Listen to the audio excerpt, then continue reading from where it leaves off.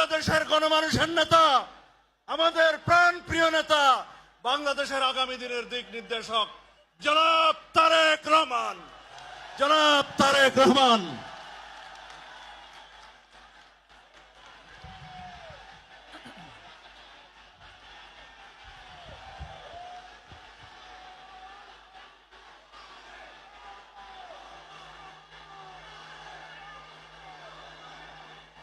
বিসমিল্লাহির রহমানির রহিম।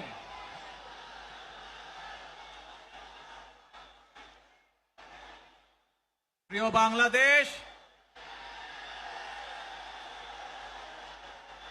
উপস্থিত প্রিয় মুরব্বীবর্গ, মঞ্চে উপস্থিত জাতীয় নেতৃবৃন্দ,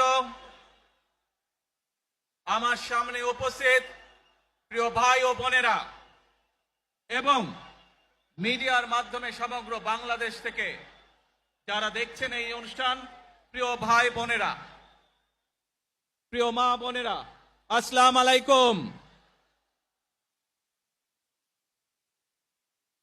প্রিয় ভাই বোনেরা, আজ প্রথমেই আমি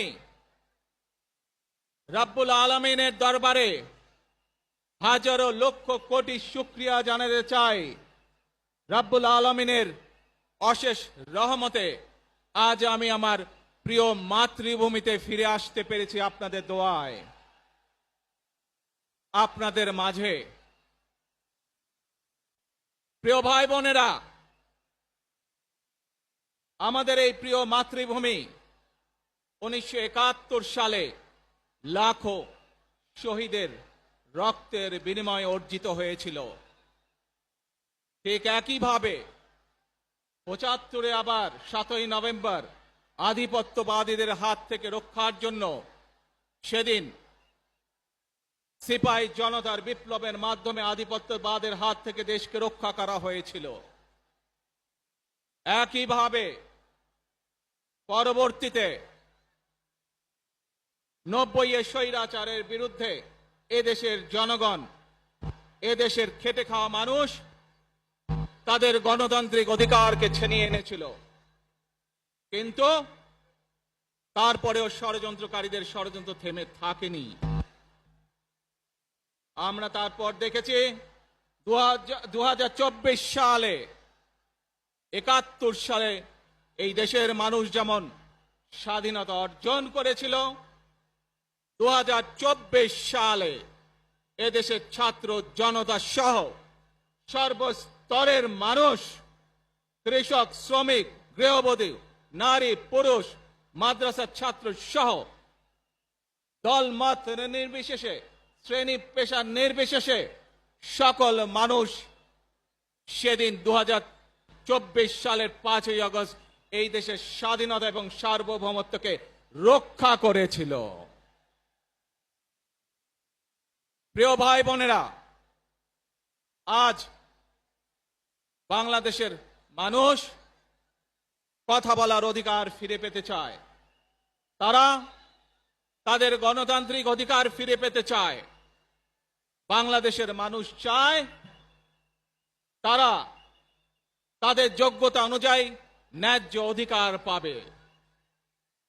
প্রিয় ভাই বোনেরা, আজ আমাদের সময় এসেছে সকলে মিলে দেশ গড়ার। এই দেশে যেমন পাহাড়ের মানুষ আছে, এই দেশে একইভাবে সমতলের মানুষ আছে। এই দেশে মুসলমান, বৌদ্ধ, খ্রিস্টান, হিন্দু সহ বিভিন্ন ধর্মের মানুষ বসবাস করে। আমরা চাই সকলে মিলে এমন একটি বাংলাদেশ গড়ে তুলব আমরা, যেই বাংলাদেশের স্বপ্ন একজন মা দেখেন, অর্থাৎ একটি নিরাপদ বাংলাদেশ আমরা গড়ে তুলতে চাই। যে বাংলাদেশে একজন নারী, একজন পুরুষ, একজন শিশু যেই হোক না কেন, নিরাপদে ঘর থেকে বের হলে নিরাপদে ইনশাআল্লাহ ঘরে আবার ফিরে আসতে পারে। প্রিয় ভাই বোনেরা, এই দেশের জনসংখ্যার অর্ধেক নারী, 4 কোটিরও বেশি তরুণ প্রজন্মের সদস্য, 5 কোটির মতন শিশু, 40 লক্ষের মতন প্রতিবন্ধী মানুষ রয়েছেন, কয়েক কোটি কৃষক শ্রমিক রয়েছেন। এই মানুষগুলোর একটি প্রত্যাশা আছে এই রাষ্ট্রের কাছে, এই মানুষগুলোর একটি আকাঙ্ক্ষা আছে এই দেশের কাছে। আজ আমরা সকলে যদি ঐক্যবদ্ধ হই, আজ আমরা যদি সকলে প্রতিজ্ঞাবদ্ধ হই, তাহলে আমরা এই লক্ষ কোটি মানুষের সেই প্রত্যাশাগুলো পূরণ করতে পারি ইনশাআল্লাহ। প্রিয় ভাই বোনেরা, 71 সালে আমাদের শহীদরা নিজের জীবন উৎসর্গ করেছিলেন এই রকম একটি বাংলাদেশ গঠনের জন্য। বিগত 15 বছর স্বৈরাচারের বিরুদ্ধে শত শত হাজারো গুম খুনের শিকার হয়েছে শুধু রাজনৈতিক দলের সদস্য নয়, নিরীহ মানুষের প্রতিবাদ করতে গিয়ে অত্যাচার নির্যাতনের শিকার হয়েছে, জীবন দিয়েছে। 2024 সাল মাত্র সেদিনের ঘটনা। কিভাবে আমরা দেখেছি আমাদের তরুণ প্রজন্মের সদস্যরা কিভাবে নিজের জীবন উৎসর্গ করেছে দেশের এই স্বাধীনতা এবং সার্বভৌমত্বকে রক্ষা করার জন্য। প্রিয় ভাই বোনেরা, কয়েকদিন আগে এই বাংলাদেশের 24 আন্দোলনের এক সাহসী প্রজন্মের এক সাহসী সদস্য ওসমান হাদিকে হত্যা করা হয়েছে। ওসমান হাদি শহীদ হয়েছে। প্রিয় ভাই বোনেরা, ওসমান হাদি চেয়েছিল এই দেশের মানুষের জন্য গণতন্ত্র প্রতিষ্ঠিত হোক, এই দেশের মানুষের গণতান্ত্রিক অধিকার প্রতিষ্ঠিত হোক, এই দেশের মানুষ তাদের গণতান্ত্রিক এবং অর্থনৈতিক অধিকার ফিরে পাক। আজ 24 আন্দোলনে যারা শহীদ হয়েছেন, ওসমান হাদি সহ 71 যারা শহীদ হয়েছেন, বিগত স্বৈরাচারের সময় বিভিন্নভাবে খুন গুমের শিকার হয়েছেন, এই মানুষগুলোর রক্তের ঋণ যদি শোধ করতে হয়, আসুন আমরা আমাদের সেই প্রত্যাশিত বাংলাদেশ গড়ে তুলব, যেখানে আমরা সকলে মিলে কাজ করব, যেখানে আমরা সকলে মিলে আমাদের প্রত্যাশিত বাংলাদেশকে গড়ে তুলব। প্রিয় ভাই বোনেরা,